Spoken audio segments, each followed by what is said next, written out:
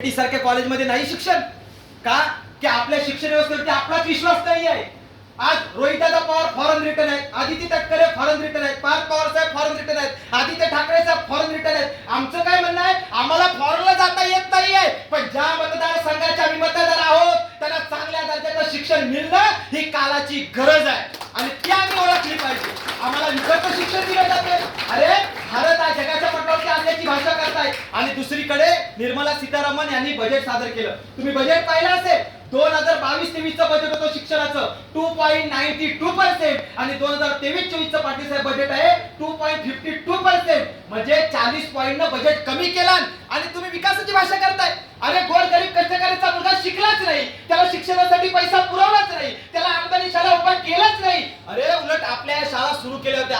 लोकनेते आप्पासाहेब नारायण नगू पाटील असतील, प्रभाकर पाटील साहेब असतील, दत्ता पाटील साहेब असतील, या विद्वान व्यक्तिमत्वाने गावापर्यंत शाळा आणल्या. आणि आज या संस्थांना कशी बंद पडलं जाईल, यांना कसं मर्ज केलं जाईल, या संस्थांचं कसं क्लस्टर केलं जाईल आणि अतिरिक्त शिक्षक कसे कामाच्या बाहेर काढले जातील याचा प्रयत्न आज शासन करत आहे. आणि म्हणून दादांनो ताईंनो, तुम्ही उद्याच्या भविष्यात, तुम्ही उद्याचे मतदार आहात. तुम्ही जर टीवाय बीकॉमचे असाल तर तुम्हाला मताचा अधिकार आलेला आहे. आज विचारपीठावरती या तालुक्याचे भाग्यविधाते बसलेले आहेत.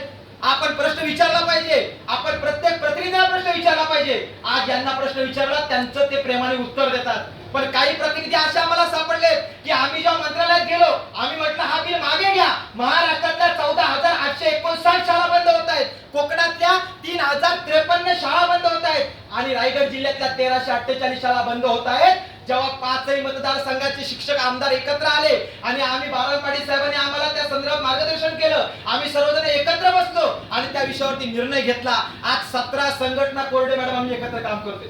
आम्ही तुम्हाला विनंती करण्यासाठी त्या विचारपीठावरती आमंत्रित केलंय की येत्या काळामध्ये आपण युवकांच्या संघटना एकत्रित आलं पाहिजे, आपल्या ताकदीचं एकत्रीकरण झालं पाहिजे. आणि म्हणून सर्वांनी गांभीर्याने ऐका, हा मुद्दा फार महत्वाचा आहे की आमच्या गावातल्या शाळा वाचवण्यासाठी शिवराज्य प्रतिष्ठाने एक मुद्दा सुचवलेला आहे. तो मुद्दा आपल्याला पटतोय का पहा.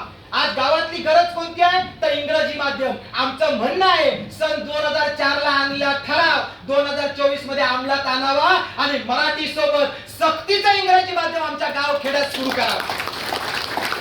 जर सक्तीचं इंग्रजी माध्यम आमच्या गाव खेड्यात सुरू झालं तर आमचा मुलगा कार्मेलला येणार नाही, आमचा मुलगा एखाद्या खाजगी शाळेत जाणार नाही, एखाद्या खाजगी संस्थेत जाणार नाही, तर आमचा मुलगा ज्या ठिकाणी अनुदानित शिक्षक आहेत, जे डीएड आहेत, बीएड आहेत, सेटनेट आहेत, एमफिल आहेत, पीएचडी आहेत, असे असलेले शिक्षक सरकार चालणी लावून घेतो, टीएटी करून घेतो. परंतु दुर्दैव हे आहे की खाजगी शाळेवरती तुम्ही पहा शिक्षकांची कॅपॅसिटी काय कॅपॅसिटी आहे. आणि यावरती आम्ही प्रश्नचिन्ह तयार झाला तर आम्ही देशद्रोही, आम्ही देशाची विरोधात बोलतो. जेव्हा चिपळूण मध्ये आम्ही सभा आयोजित करण्याचा प्रयत्न केला तर आपले स्थानिक लोक जे सत्तेच्या भागीदार आहेत ते म्हणतात तुम्ही आमच्या खाजगी संस्थेच्या विरोधात काय बोलता. आमचं खाजगी संस्थेला विरोध नाही, आमचा हक्क कलम 21 अनुसार आहे की मोफत शिक्षण हे प्रत्येक विद्यार्थ्याला मिळालंच पाहिजे. हा आमचा हक्क आहे, आमचा खाजगी संस्थांना विरोध नाहीये, आमचा हक्क आम्ही मागतोय. आपण आपला हक्क कधी मागायचा, वामनदादा करडच नाही, अनेक आपले नेते आजही म्हणतात टाटा बिर्ला मित्तल अंबानी बाटा कुठाय हो, आणि काळ्या धनाचा साठाने आमचा वाटा कुठाय हो. ही वाटा विचारण्याची वेळ आली आहे. शेवटचा अंतिम मुद्दा गांभीर्याने लक्षपूर्वक आहे का. आमचं म्हणणं आहे का जिल्हा परिषदेचा दर्जा ढासळणारी पॉलिसी बनवली की पहिली ते 8वी पर्यंत मुलाची परीक्षा नाही घेतली, त्यांनी नाही पेपर दिलं, नाही शाळेत गेला तरी गडी पास आहे. म्हणजे पहिलीतून दुसरी, दुसरीतून तिसरी, तिसरीतून चौथी, चौथीतून 5वी, 8वी पर्यंत ढक्कल पास. आमच्या आगरी भाषेत असं म्हणतात ढकल पास. आणि ढकल पास म्हणजे काय, गाढवाचं ऍडमिशन करा, पाटीलचं ऍडमिशन करा, 8वी पर्यंत गाढव पण पास आणि पाटील पण पास. आणि एकीकडे आम्ही भाषा कोणती करतोय ऍडव्हान्स टेक्नॉलॉजीची. आणि ऍडव्हान्स टेक्नॉलॉजी म्हणजे काय, पहिली ते 8वी परीक्षा नाही घेतली तरी पोरं पास करा. आमचं सरसकट म्हणणं आहे की पहिली ते 8वीचा ढकलपाचा निर्णय शासनाने सक्तीने रद्द करावा आणि पूर्वीसारख्या सक्तीच्या परीक्षा घ्याव्यात. म्हणजे जनता शिक्षण मंडळामध्ये येणारे जे विद्यार्थी असतील ना त्यांची बुद्धिमत्ता पाहता येईल. तुम्हाला कल्पना असेल मॅडम काय दुर्दैव आहे. आणि म्हणून आम्ही जाता जाता महत्वाचा मुद्दा या ठिकाणी मांडतो, गांभीर्याने सर्व ऐका. आमचा दुसरा मुद्दा आहे पहिली ते 8वी ढकलपाचा निर्णय बंद व्हा. आणि तिसरा अंतिम मुद्दा असा आहे की एकूण बजेटच्या किमान 11% सरकारने खर्च करायला पाहिजे. पण सरकार करत नाही. केजरीवालने एकूण बजेटच्या 26% खर्च केला. तर केजरीवाल भारतामध्ये दिल्ली आहे, जर त्या ठिकाणी त्यांच्या शाळा हायटेक करू शकतो, शाळा वाचू शकतो, केसीआर तेलंगणामध्ये वाचू शकतात, काँग्रेसचं सरकार कर्नाटकामध्ये आहे, कर्नाटकाच्या सरकारने नवीन पॉलिसी त्यांनी स्वतःहून राज्यामध्ये ठरवली आणि अंमलात आणली. जर कर्नाटक करू शकतो आणि केरला 25 वर्ष अगोदर करतोय तर राज्याला सुद्धा सोपं आहे करणं. आणि यासाठी आम्ही जेव्हा केसरकरांना भेटलो, दीपक केसरकरांना विनंती केली का तुम्ही शालेय शिक्षण मंत्री आहात, बजेट अलोकेट करता, त्यामध्ये तुम्ही बजेट कमी केला. तर मला वाटत नाही त्यांना बजेट कळतं, कारण शालेय शिक्षण मंत्री 288 आमदार महाराष्ट्राचे फक्त 9वी पास आहेत.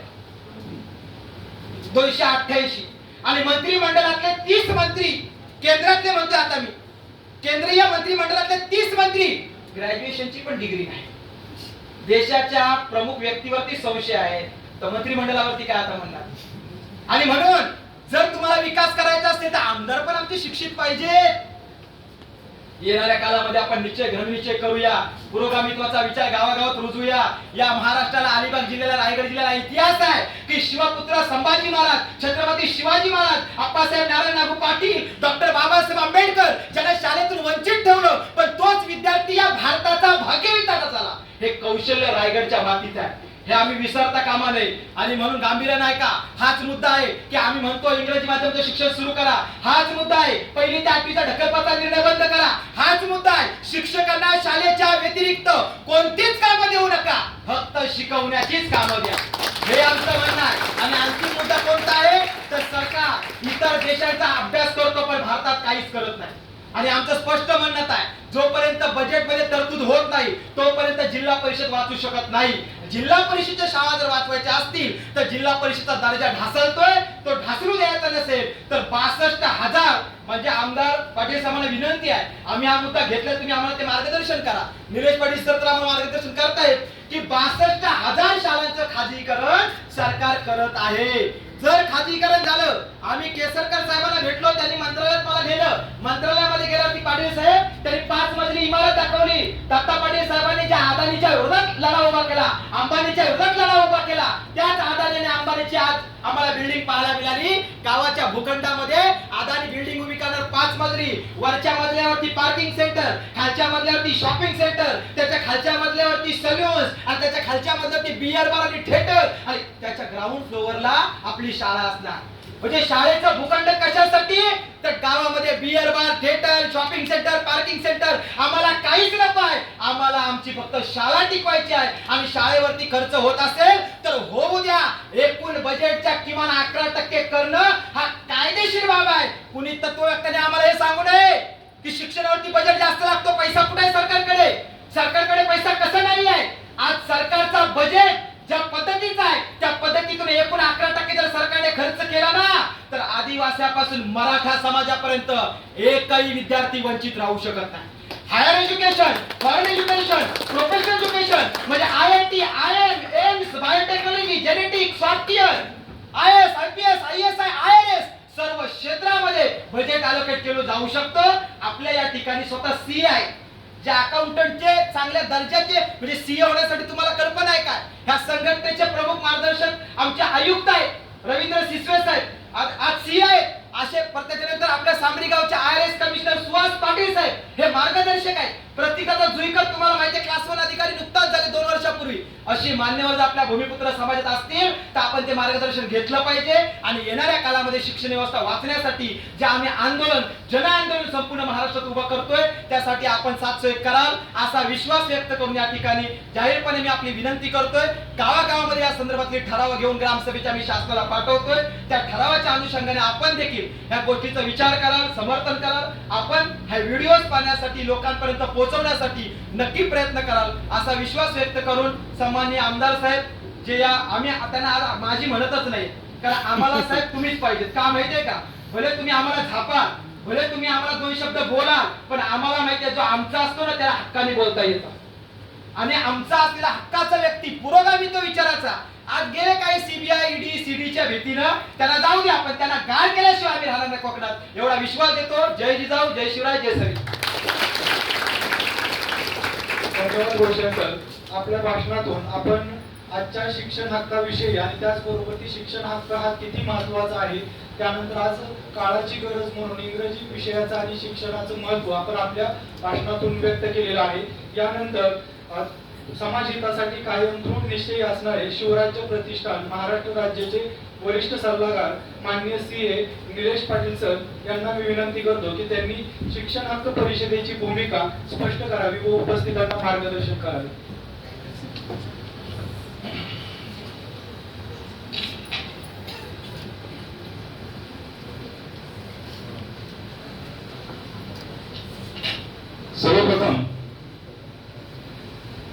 सर्वप्रथम ज्यांनी स्वराज्याचं पहिल्यांदा स्वप्न पाहिलं अशा राजमाता जिजाऊ यांना वंदन करून, ज्यांनी ते स्वप्न प्रत्यक्षात अवतरवलं असे संपूर्ण महाराष्ट्राचेच नव्हे तर जगाचे आराध्य छत्रपती शिवाजी महाराज, ज्यांनी ते राखलं छत्रपती संभाजी महाराज, त्याचबरोबर तुम्हा आम्हा कसणाऱ्या शेतकऱ्यांना जे पूर्वी फक्त शेतमजूर होते, ज्यांनी जमिनीचा अधिकार दिला, कोण कायद्याचे जनक, मला खूप अभिमान वाटतो आज त्यांच्याच भूमीवर आजची शिक्षण हक्क परिषद होते असे कोण कायद्याचे जनक अप्पासाहेब नारायण नाऊ पाटील यांना वंदन करून, त्याचबरोबर ज्यांनी त्यांना मोलाचं सहकार्य केलं, ज्यांच्या सहकार्याशिवाय हे कुळ कायद्याचं आंदोलन हे पूर्ण होऊ शकत नाही, आणि असे ज्यांनी आपल्या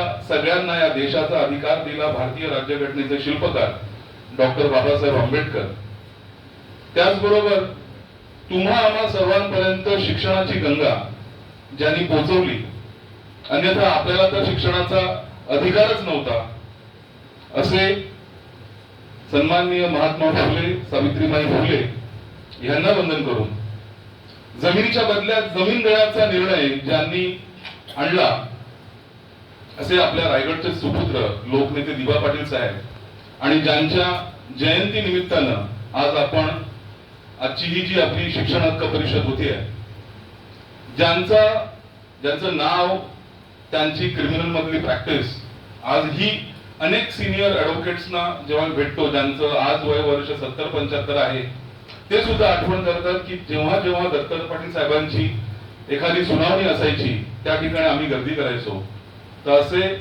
फक्त वकिली क्षेत्रातले मातब्बरच नव्हे तर अगदी त्यांच्या शेवटच्या काळात सुद्धा SEZ सारखं आंदोलन रायगड पट्ट्यातलं यशस्वी केलं, अंबानीला, रिलायन्सला हद्दपार केलं, असे दत्ता पाटील साहेब ज्यांच्या जयंती निमित्त आज आपण इथे सर्व जमलेलो आहोत, त्यांना वंदन करून आजच्या आपल्या या शिक्षण हक्क परिषदेला उपस्थित असलेले सन्माननीय आमदार पंडित शेठ पाटील साहेब, त्याचबरोबर सभापती शिक्षण विभागाचे आस्वाद पाटील साहेब, त्याचबरोबर जनता शिक्षण मंडळाचे अध्यक्ष ऍडव्होकेट गौतम पाटील साहेब, सहयोगी प्राध्यापक डॉक्टर प्रेम आचार्य साहेब, डॉक्टर प्रवीण गायकवाडजी कोडे मॅडम, त्याचबरोबर व्यासपीठावरील सर्व सन्माननीय सदस्य आणि व्यासपीठासमोर असलेले शिवराज्य प्रतिष्ठानचे सर्व कार्यकर्ते, प्रदेशाध्यक्ष श्री रोशन पाटीलजी, विकी कदमजी, हिमांशुजी, त्यांचे सर्व सहकारी, आणि आज आपल्या या लॉ कॉलेजमध्ये उपस्थित असलेले सर्व सन्माननीय विद्यार्थी, शिक्षक वर्ग आणि विविध भागातून आलेले सामाजिक कार्यकर्ते, सगळ्यांना सप्रेम नमस्कार. आणि शिवराज्य प्रतिष्ठानची या शिक्षण हक्क परिषदेसंदर्भातली जी भूमिका आहे ती रोशन पाटील यांनी सविस्तररित्या आपल्याला मांडलेलीच आहे. त्यांनी थोडक्यात आपल्याला 3 गोष्टी सांगितलेल्या आहेत की शिवराज्य प्रतिष्ठानचं नक्की म्हणणं काय, त्याचं विश्लेषण करण्याचा प्रयत्न माझ्या या भाषणातून होणार आहे. मित्रांनो, रायगडची भूमी किंवा ज्या भूमीत आज हे कॉलेज उभं आहे किंवा आपण आज जी परिषद या भूमीत घेतो, या भूमीला खूप मोठा ऐतिहासिक वारसा आहे. अगदी छत्रपतींपासूनचा ऐतिहासिक वारसा ते वर्ण व्यवस्थेला भेद देणारे, छेद देणाऱ्या गोष्टी या मातीतून झालेल्या आहेत. म्हणजे तुम्हाला आम्हाला कल्पना असेल की तुम्ही आम्ही बहुजन ज्या कॅटेगरीत येतो त्या कॅटेगरीला वर्ण व्यवस्थेत शूद्र म्हटलं जातं, आणि या शूद्रांना कुठल्या गोष्टीचा अधिकार नाही आहे, तर त्या लोकांना शिक्षणाचा अधिकार नव्हता, त्या लोकांना जमिनीचा अधिकार नव्हता, त्या मंडळींना धनसंचय करण्याचा अधिकार नव्हता. याबद्दल तुम्हाला थोड्याफार प्रमाणामध्ये ऐतिहासिक बाबतीमध्ये कल्पना असेल. मी फार इतिहासात खोल जाणार नाही, पण त्या गोष्टीला छेद देण्याचं काम या मातीतून सातत्यानं होत आलेलं आहे. तुम्हाला कल्पना असेल की इथल्या बहुजन समाजाची चळवळ जी उभी केली गेली ती जमिनीच्या साठी उभी केली गेली. इथल्या शेतकऱ्यांना म्हणा किंवा पूर्ण महाराष्ट्रातल्या शेतकऱ्यांना म्हणा, शेत जमिनीचा अधिकार नव्हता. ठराविक सावकार, ठराविक जमीनदार यांच्याकडे जमिनीचे अधिकार होते आणि तुम्ही, आम्ही, तुमचे, आमचे पूर्वज हे सगळे जमीन कसणारे शेतकरी होते. आणि अशा वेळी जे सावकार, जमीनदार जो तुकडा देतील त्याच्यावरती जगण्याची पाळी इथल्या शेतकऱ्यांना आली होती. आणि त्याच्या विरुद्ध एक 30-40 वर्षाचा तरुण दंड ठोकून उभा राहतो आणि यशस्वीरित्या जवळपास 7 वर्ष 1932 ते 1939च्या या काळात जगातला सर्वात मोठा शेतकरी संप घडवून आणतो. ही मोठी ऐतिहासिक गोष्ट जी जगाच्या पाठीवरती केली गेली. विचार करण्यासारखी गोष्ट आहे की तो संप यशस्वी कसा झाला असेल. म्हणजे जी जमीन कसल्यावरती 2 वेळचं जेवण, 2 वेळचं सोडा 1 वेळचं जेवण मिळत होतं, ती जमीन 7 वर्ष कसली नाही. चला 1 वर्ष मॅनेज करता येत असेल, मागच्या वर्षी साठवून ठेवलं असेल, विचार करा दुसरं वर्ष कसं मॅनेज केलं असेल, तिसरं वर्ष कसं मॅनेज केलं असेल, चौथं वर्ष कसं मॅनेज केलं असेल. जंगलातला पाला पाचोळापर्यंत खाल्ला आपल्या पूर्वजांनी. आणि तेव्हा जाऊन कुळ कायद्यासमोर इंग्रजांना नमावं लागलं, तेव्हाच्या व्यवस्थेला नमावं लागलं. आणि तुम्ही, आम्ही जमिनीचे मालक झालो कुळ कायद्यांच्या निमित्ताने. आणि ते निर्माण करणारे अप्पासाहेब नारायण नाना पाटील होते आणि तुमचे, आमचे पूर्वज होते. आपल्या पूर्वजांसाठी मला वाटतं जोरदार टाळ्या झाल्या पाहिजेत, त्यांना मानवंदन आपण दिलं पाहिजे. हे सांगण्याचं कारण काय की इतिहास नेहमी जागवावा लागतो. कारण की इतिहासाची पुनरावृत्ती यासाठी करावी लागते की इतिहास आपण बऱ्याचदा विसरून जातो आणि मग तो आठवण करून देणं काही तुमच्या, आमच्या, माझ्यासारख्या मंडळींना आवश्यक करतं. तर मित्रांनो, विचार करण्याचा प्रयत्न करा. म्हणजे मी अनेक ठिकाणी जेव्हा जातो तेव्हा मी लोकांना विचारतो की 10वी पास असलेले आजोबा ज्यांचे आहेत त्याने हात वर करा. 10वी पास असलेले आजोबा ज्यांचे आहेत त्यांनी हात वर करा. हात वर होत नाही, ठीक आहे, चला हरकत नाही. मी का हा प्रश्न विचारला माहितीये का की आपण पिढ्या 100 वर्षापासून, 200 वर्षापासून, 500 वर्षापासून आपल्यापर्यंत शिक्षण हे पोहोचलेलं नव्हतं. आपण मंडळी गरीब म्हणतो ना, दारिद्र्य आपल्याकडे होतं. आपल्याकडे 2 वेळचं जेवण खाण्याची व्यवस्था नव्हती. आपल्या गरिबीचं कारण, आपल्या दारिद्र्यतेचं कारण, आपल्या हलाखीचं कारण, आपल्या शोषित असल्याचं कारण ज्या व्यक्तीने शोधलं त्या व्यक्तीचं नाव आहे महात्मा ज्योतिबा फुले. तुम्हा आम्हा सर्वांना कल्पना असेल त्यांची ज्याला म्हणूया एक महत्वाचा त्यांनी एक कानमंत्र दिलेला आहे. त्या कानमंत्राबद्दल सगळ्यांना कल्पना असणार आहे. कारण त्यांनी शोधून काढलं होतं की या गरिबीचं कारण काय. हा इथला जो काही बहुजन वर्ग आहे, मग तो कुणबी असेल, मराठा असेल, इतर जे काही 12 बहुजन असतील, आगरी असतील, कोळी असतील, सगळी जी काही मंडळी आहेत, ही मंडळी शोषित का आहे याचं कारण त्या व्यक्तीने शोधून काढलं. आणि ते कारण होतं काय म्हटलंय महात्मा फुलेंनी, विद्येविना मती गेली. म्हटलं का नाही, विद्येविना मती गेली, मतीविना नीती, नीतीविना गती, गतीविना वित्त गेले, वित्ताविना शूद्र खचले, इतके अनर्थ एका अविद्येने केले. कोणी केले? इतके अनर्थ अविद्येने केले. गरिबीचं कारण, शोषकाचं कारण, तुमच्या दारिद्र्याचं कारण जर का काय आहे, त्याच्या मुळाशी काय आहे, तर ती आहे अविद्या. आणि त्यामुळे नुसतं जमिनीचं मालक होऊन भागणार नाही हे आपल्या पूर्वजांनी ओळखलं. आणि त्यासाठी जर का आपल्याला पुढे जायचंय, आपल्याला जर का मोठं व्हायचंय, समृद्ध व्हायचंय, तर त्यासाठी अविद्येवर मात करावी लागेल. आणि या अविद्येवर मात करण्याचा एकमेव पर्याय आहे तो म्हणजे शिक्षण.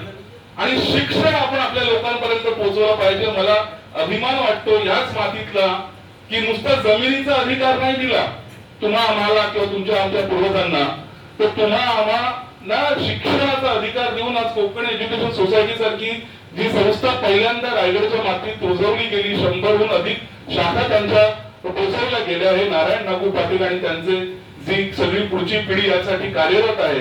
दत्ता पाटील साहेबांचं त्याच्यामध्ये मोठं योगदान आहे. आणि त्या गोष्टीसाठी आज जनता शिक्षण मंडळ असेल हाच वारसा पुढे नेण्याचा प्रयत्न करतायत की त्यांना माहिती आहे की शिक्षणानेच आपल्याला सवर्णांची बरोबरी करता येऊ शकते.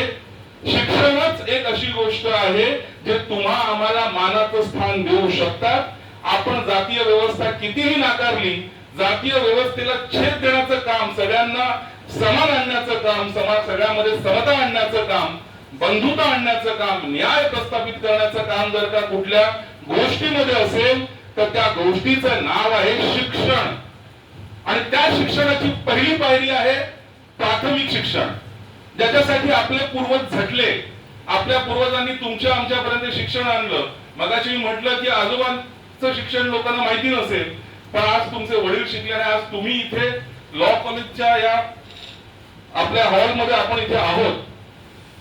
तुमच्यापर्यंत शिक्षण पोहोचलंय त्याला कारणीभूत आपले पूर्वज आहेत, ज्यांनी ती गोष्ट ओळखली, त्यासाठी संघर्ष केला. आणि कुठेतरी हा बहुजन वर्ग आता बरोबरीला येतोय, आपला हक्क त्याला कळतोय, आपला वाटा तो मागतोय. आणि भविष्यात तो वाटेकरी होऊ नये म्हणून पुन्हा एकदा आपले पाय कापायचा प्रयत्न सुरू झालाय. आणि तो प्रयत्न केला गेलाय प्राथमिक शिक्षण कमी करण्यापासून, बंद करण्यापासून, शाळा बंद करण्यापर्यंत. मग या शाळा बंद करण्याचं नक्की कारण काय, कुठे काय प्रॉब्लेम आहे? आता तुम्ही सगळी लॉच्या याच्यामध्ये बऱ्यापैकी स्टुडंट असाल, त्यामुळे मी खास करून काही गोष्टी घेऊन आलेलो आहे. म्हणजे अगदी संविधानाची कॉपी आणलेली आहे, राईट टू एज्युकेशन केंद्राचा आणलेला आहे, राईट टू एज्युकेशन स्टेटचा आणलेला आहे. तेव्हा तुम्हाला लक्षात येईल की गोम कुठे आहे, कुठे प्रॉब्लेम मुरतोय. तुमच्या सगळ्यांच्या माहितीसाठी बाबासाहेब आंबेडकरांनी आपल्याला संविधानामध्ये मूलभूत अधिकार दिला, तो शिक्षणाचा अधिकार. आणि त्या अधिकाराची जाणीव युनोला होते. युनायटेड नेशन्स ऑर्गनायझेशन जागतिक दर्जावरती त्याची दखल घेतली जाते. आणि पूर्ण जगामध्ये जर का ह्युमॅनिटी वाढवायची आहे, जगाला मोठं करायचंय, जगातल्या प्रत्येक एक घटकाला जर का मोठं करायचंय, तर शिक्षणासारखं पर्याय नाही. जे आपल्या पूर्वजांनी 100 वर्षापूर्वी जाणलं होतं, 150 वर्षापूर्वी जाणलं होतं, युनोने सुद्धा 40-50 वर्षापूर्वी जाणलं. आणि मग युनोने सुद्धा एक कायदा पारित केला जगभरावरती, ज्याला राईट टू एज्युकेशन म्हणतात. आणि त्यांनी ठरवलं वय वर्ष 6 ते वय वर्ष 14, म्हणजे थोडक्यात 1ली ते 8वी हा जो घटक आहे, हा जो वर्ग आहे, ह्याला सक्तीचं आणि मोफत शिक्षण मिळालं पाहिजे. ही तरतूद आपल्याकडे आधीपासून होती, पण ही तरतूद युनोने पुन्हा रिइंट्रोड्यूस केली. आणि मग युनोच्या अंतर्गत जे जे देश होते त्यांनी त्या युनोच्या आधारावरती नव्याने आरटीआय राईट टू एज्युकेशनचे कायदे आपापल्या देशामध्ये लागू केले. आणि आपल्या भारत देशामध्ये 2009 मध्ये तो राईट टू एज्युकेशन लागू झाला. त्याच्यासाठी कलम 21 इंट्रोड्यूस केलं गेलं. कलम 21 काय म्हणतो? संविधानाचं कलम 21 जो आपल्या मूलभूत अधिकारांबद्दल भाष्य करतो, ते मी वाचून दाखवणार आहे, थोडंसं इंग्रजीमध्ये आहे. कलम 21 राईट टू एज्युकेशन बद्दल बोलतो आणि तो म्हणतो, the state shall provide free and compulsory education to all children of the age of 6 to 14 years in such a manner as the state may by law determine. काय म्हणतं? सक्तीचं free, मोफत आणि सक्तीचं शिक्षण हे वय वर्ष 6 ते वय वर्ष 14 या वयोगटाला दिलं पाहिजे असं कलम 21 म्हणतो. इतकंच म्हणत नाही, या 4 ओळी नाहीये. कलम 21च्या स्पष्टीकरणामध्ये अजून म्हटलं गेलेलं आहे संविधानातच की right of a child should not be restricted only to free and compulsory education. काय म्हणतो? Right of child should not be restricted only to free and compulsory education, but should be extended to have a quality education without any discrimination on the ground of their economic, social and cultural background. येथे लक्षात हे कोण म्हणतोय? हा संविधान म्हणतोय. संविधानाचा कलम 21 म्हणतोय. काय म्हणतोय की 6 ते 14 वयोगटाला फक्त सक्तीचं आणि मोफत शिक्षण देऊन भागणार नाही. ते क्वालिटी एज्युकेशन असलं पाहिजे, ते दर्जेदार शिक्षण असलं पाहिजे असं आपलं संविधान म्हणतो. आणि संविधानातली गोष्ट ठराविक ग्रुपला अप्लिकेबल होऊ शकते का? नाही. संविधानातच त्याच कलमात म्हटलेलं आहे, काय म्हटलेलं आहे की that should have a quality education without any discrimination on the ground of economic, social और cultural background. Economic, social, cultural background अशा कुठल्याही गोष्टीची तमा न बाळगता सर्वांना सरसकट क्वालिटी एज्युकेशन देणं हे कलम 21 अ म्हणतात. कशाच्या आधारावरती कलम 21 अ आणलं? राईट टू एज्युकेशन जे युनोने प्रस्थापित केलं त्याला समायोजित करण्यासाठी हे कलम 21 अ आणलं गेलं आणि मग त्याच्या आधारावरती केंद्रात एक कायदा बनवला गेला, राईट टू एज्युकेशन ऍक्ट 2009. तुम्हाला कल्पना असेल आपल्या देशाची संघराज्य व्यवस्था आहे. केंद्राकडे ठराविक शक्ती असतात, केंद्राकडे काही कायदे बनवायचे अधिकार, काही अंमलबजावणी करण्याचे अधिकार असतात. त्याचबरोबर राज्यांकडे काही अधिकार असतात आणि काही अधिकार दोघांकडे असतात, त्याला कॉन्करंट लिस्ट म्हणतात. आणि एज्युकेशन हा त्याच्यापैकीचा एक भाग आहे ज्याच्यावर कायदा करण्याचा अधिकार केंद्र आणि राज्य दोघांनाही आहे. मग केंद्रांनी राईट टू एज्युकेशन आणलं, ते काय आणलं आणि मग तिथे स्टेटनी कशी बोंब केली हे मी तुम्हाला सांगण्याचा प्रयत्न करणार आहे. तर याच्यामध्ये right to education to free and compulsory education act 2009 हा काय म्हणतो, in providing of the right of every child to free and compulsory education in a neighbourhood school. काय म्हणतो, नेबरहुड स्कूल मध्ये शालेय व्यवस्था असली पाहिजे. The RT act does not restrict the choice of the child to seek admission in a school which may not be in a neighbourhood. म्हणजे हे काय म्हणतंय, हे कंपल्शन करते राज्यावरती, सरकारवरती कंपल्शन काय करते सर, की हे म्हणतंय की नजीकची शाळा उपलब्ध असली पाहिजे. शाळा लांब असता कामा नये. वस्तीपासून, त्याच्या घरापासून ही शाळा एका ठराविक मध्ये अंतरामध्ये असली पाहिजे आणि ते अंतर ठरवलेलं आहे राईट टू एज्युकेशन. ते अंतर काय म्हणताय, प्राथमिक शाळा जी 1ली ते 5वी मध्ये प्राथमिक शाळा असते त्या प्राथमिक शाळेचं अंतर 1 किलोमीटर असावं वसतीपासून. तिला म्हणतात नजीकची शाळा, नेबरहुड स्कूल, जी 1 किलोमीटर अंतरामध्ये असली पाहिजे 1ली ते 5वी साठी. आणि 6वी ते 8वी साठी ही शाळा 3 किलोमीटर परिसरात असू शकते. म्हणजे माध्यमिक शाळा ज्या आहेत त्या तुमच्या 3 किलोमीटर परिसरात असू शकतात. त्याला नेबरहुड स्कूल म्हणतात, त्याला नजीकची शाळा म्हणतात. केंद्राने इथे पटसंख्येचा उल्लेख केलेला नाही. का केलेला नाहीये, कारण की हा कायदा मूलभूत अधिकारांच्या अनुषंगाने संविधानात जो कलम 21 अ आला त्याच्यासाठी आहे. कलम 21 अ हा कोणालाही रिस्ट्रिक्ट करत नाही, तो सगळ्यांना अधिकार देतो. आणि त्याच्यामुळे 1 किलोमीटर वस्तीपासून 1 किलोमीटर मध्ये नजीकची शाळा असली पाहिजे आणि 3 किलोमीटर मध्ये माध्यमिक शाळा असली पाहिजे असं केंद्राचा राईट टू एज्युकेशन कायदा म्हणतो, जो संविधानाला अनुसरून आहे. आता इथे महाराष्ट्र सरकारने काय गोंधळ केला तो मला तुम्हाला सांगायचं आहे. साहेब 2009 मध्ये हा कायदा केंद्रात आला. महाराष्ट्र सरकारने याला दिनांक 11 ऑक्टोबर 2011 रोजी महाराष्ट्र सरकारने आपल्याकडे इंट्रोड्यूस केला महाराष्ट्रामध्ये. आता या महाराष्ट्रामध्ये इंट्रोड्यूस करताना यांनी त्याच कलमामध्ये गोंधळ काय केला, त्यांनी गोंधळ असा केला, तो मी तुम्हाला थोडासा वाचून दाखवणार आहे. हा मराठीमध्ये आहे. याच्यामध्ये जी नजीकची शाळेची व्याख्या दिलेली आहे कलम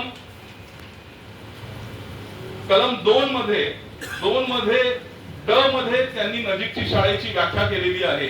आणि ही नजीकची शाळा म्हणजे नेबरहुड स्कूल, मगाशी मी ते एक्सप्लेन केलं, ज्याचा अधिकार सगळ्यांना आहे.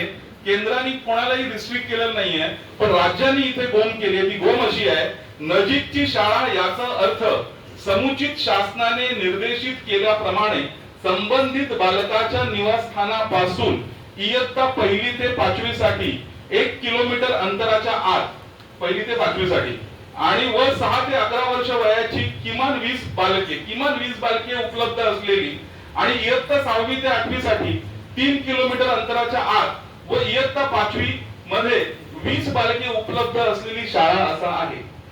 म्हणजे युनोच्या आरटी मध्ये बालकांची संख्या किती किंवा पटसंख्या किती हे नमूद नाहीये. आपल्या संविधानामध्ये तो एक मूलभूत अधिकार म्हणून 21 अ मध्ये घेऊन आलेले आहेत, जो मूलभूत अधिकार सगळ्यांना लागू पडतो. केंद्राने कायदा आणला त्याच्यामध्ये त्यांनी कुठेही पटसंख्येचा उल्लेख केलेला नाही. त्यांनी नेबरहुड स्कूलची डेफिनेशन दिली आहे 1 किलोमीटर आणि 3 किलोमीटर. मात्र राज्य सरकारने इथे गोंधळ केला आणि अंतराच्या सोबत पटसंख्या घुसवली आणि त्याचा गैरफायदा घेऊन हे सध्याचं जे विद्यमान सरकार आहे हे जवळपास हजारो शाळा बंद करायला घेतलेल्या आहेत आणि त्या हजारो शाळांमधनं लाखो करोडो जी आपली प्राथमिक शाळातलं शिक्षण घेणारी जी मुलं आहेत ती वंचित होणार आहेत. ते सांगताना भरपूर काय काय सांगतायत की आम्ही परिवहन व्यवस्था देऊ, आम्ही हे करू, आम्ही ते करू. साहेब जिथे बाईक जात नाहीये, आपल्या कोकणामधल्या अनेक अशी खेडी आहेत, दुर्गम भाग आहे जिथे बाईक जात नाही, इथे याची बस काय राहणार आहे? तिथे रिक्षा नाही पोहोचली अजून, तिथे बस पोहोचणार आहे यांची.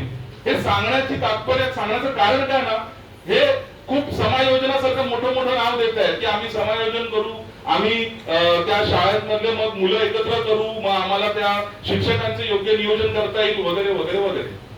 पण ज्या भागामध्ये यांना सरकारी शाळा चालवता येत नाही, खासगी शाळांना आम्ही विरोध करत नाही आहोत, पण तरी सुद्धा साहेब त्याच भागामध्ये खासगी शाळा मात्र व्यवस्थित चालते. सरकारी शाळेला शिक्षक नसतो, तो एक शिक्षक असतो जो 5-5 वर्ग सांभाळतो आणि तो 5-5 वर्ग सांभाळणारा मग तो एखाद्या जातीचा सर्वे करतोय, तो एखाद्या शासकीय कार्यक्रमाला हजेरी लावतोय, तो एखाद्या आणखी नको नको त्या गोष्टींच्या कामामध्ये लागलेला आहे आणि मग ती 10-10 दिवस 15-15 दिवस त्या शाळेला शिक्षक नसतो. शाळेला एकमेव शिक्षक असलेली शाळा शिक्षक नसल्याने ती तशी बंद असते. मग या लोकांनी हे अधिकृत बंद करण्याचा घाट घातलेला आहे. मगाशी मी तुम्हाला संविधानामध्ये वाचून दाखवलं की नुसती शाळा इमारत बांधणे म्हणजे फ्री आणि कंपल्सरी एज्युकेशन होत नाही, दर्जेदार शिक्षण देणे हे सुद्धा संविधानाने म्हटलेलं आहे. हे तुम्हा आम्हाला हे संविधान पुन्हा पुन्हा जाणून घेण्याची आवश्यकता आहे. आणि हे का चाललेलं आहे? कारण की ह्या मंडळींना हवाय लेबर फोर्स. का होतंय की तुम्ही आम्ही सगळे शिकल्यानंतर आपण उच्च शिक्षणासाठी जातो, उच्च शिक्षण झाल्यानंतर आपण सगळे व्हाईट कॉलर बनतो. मग व्हाईट कॉलर बनल्यावरती तुम्ही यांनी जी काय आपल्याला वर्णव्यवस्थेने लिहून दिलेली जी कामं होती ती आपल्याला करता येत नाही ना. मग आम्ही झाडू नाही मारणार, आम्ही टॉयलेट साफ नाही करणार, आम्ही जी काही खालच्या दर्जाची कामं आहेत ती नाही करणार, आम्ही लेबर फोर्स म्हणून काम नाही करू शकणार. का? कारण की आम्ही शिकलेलो असू. मग यांना लेबर फोर्स हवाय, त्यांना पुन्हा पुन्हा तुम्ही वर चाललेला तुम्हाला खाली खेचायचं आहे. ही एक वेगळी व्यवस्था काम करते. मी त्या व्यवस्थेला फार बोलणार नाहीये, कारण की याचं उत्तर एकच आहे की आपल्याला शिक्षण हे काळापर्यंत आपल्या पूर्वजांनी पोहोचवलं होतं, आपल्याला पुन्हा पोहोचवायचं. मला सांगा, प्राथमिक शाळाच नसेल तर माध्यमिक शाळा असेल का? जी मुलं प्राथमिक शाळेपासून वंचित राहील ती माध्यमिक पर्यंत पोहोचतील का? नाही पोहोचू शकणार. हा देश आहे. तुम्ही वर किती मोठं सांगा, खाली जर का तुम्ही पाय छाटत असाल तर मग हा एक मोठा अन्याय महाराष्ट्रामध्ये होतोय.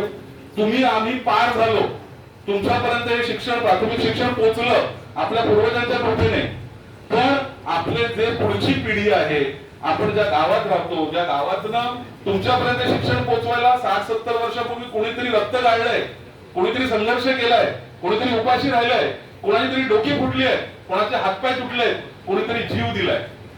त्यांनी तो संघर्ष केला, त्यांनी तो त्याग केला, त्यांनी ते समर्पण केलं. म्हणून आज तुम्ही इथे लॉच्या कॉलेजमध्ये बसून तुम्ही आज शिक्षण घेऊ शकताय. त्याच्या मागे 60-70 वर्षापूर्वी केलेला लोकांचा संघर्ष आहे, याचा विसर आपल्याला पडता कामा नये. त्यामुळे भविष्यात जी आपली पुढची पिढी आहे, जी आपल्या खेडेगावामध्ये राहते, जी आज गरीब आहे किंवा जी आज आपण अजून तितक्या दर्जाचे पोहोचलेलो नाही आहोत, तर त्यांना वर उचलण्याचं काम कोण करणार आहे? शिक्षण. आणि त्या शिक्षणाची पहिली पायरी आहे प्राथमिक शिक्षण. आणि ही प्राथमिक शिक्षण हे प्रत्येक एका विद्यार्थ्यापर्यंत पोहोचणं हे संविधानाने सांगितलेलं मूलभूत अधिकार आहे. हे आपली कोणाची वैयक्तिक इच्छा नाही. जपान सारख्या देशामध्ये साहेब एका मुलीचं शिक्षण अबाधित राहावं, ते शिक्षणापासून ती वंचित राहू नये म्हणून संपूर्ण ट्रेन चालवली जाते. तिचं शिक्षण पूर्ण होईपर्यंत ट्रेन एका पॅसेंजर साठी अख्खी ट्रेन चालवली जाते. कारण की त्या भागामध्ये दुसरं वाहतुकीचं साधन उपलब्ध नाहीये, तर तिचं शिक्षण सुरू राहावं म्हणून जर का ट्रेन सुरू राहू शकते. इथे फक्त एक शाळा चालू ठेवायची आहे जी सुरू आहे, जी आमच्याच लोकांनी श्रमदानातून जमीन दिलेली आहे. त्या जिल्हा परिषद शाळेला आमच्याच पूर्वजांनी दगड विटा लावून श्रमदान करून त्याला उभं केलेलं आहे. तुम्हाला त्याला एक चांगला शिक्षण द्यायचं आहे. प्रायव्हेट मध्ये जर का 1ली ते 5वी ला 4 शिक्षक असू शकतात, तर मग सरकारला का असू नये? हा साधा प्रश्न आहे ना. म्हणजे एखादा माणूस गणिताचा एक्सपर्ट आहे, तोच इंग्रजीचा एक्सपर्ट कसा असू शकतो? तोच इतिहासाचा एक्सपर्ट कसा असू शकतो? तो हिंदीचा एक्सपर्ट, मराठीचा एक्सपर्ट कसा असू शकतो? असू शकतो का? नाही असू शकत. मग तुम्हीच आमची विल्हेवाट लावताय का? कारण आपण डे टू डे मध्ये बिझी आहोत. आपल्या आजूबाजूला काय चाललेलं आहे त्याच्यामध्ये आपण थोडेसे जास्त स्वार्थी झालेलो आहोत. हे त्याच्या मागचं कारण आहे. आपण प्रश्न विचारत नाही. माझ्या भागातली सरकारी शाळेची काय अवस्था आहे ते बघण्याचा प्रयत्न आपण करत नाही आहोत. तिथे शिक्षकांचं काय प्रॉब्लेम आहे, त्यांना तो शिक्षक शिपाई पण आहे, तो शिक्षक साहेब क्लर्क पण आहे, तो शिक्षक साहेब प्राचार्य पण आहे, तो शिक्षक पण आहे. आणि त्याच्यामुळे शिक्षक या गोष्टीवरती, शिक्षण देण्याच्या गोष्टीवरती तो जितकं इफेक्टिव्ह काम करायला पाहिजे त्याला करता येत नाही.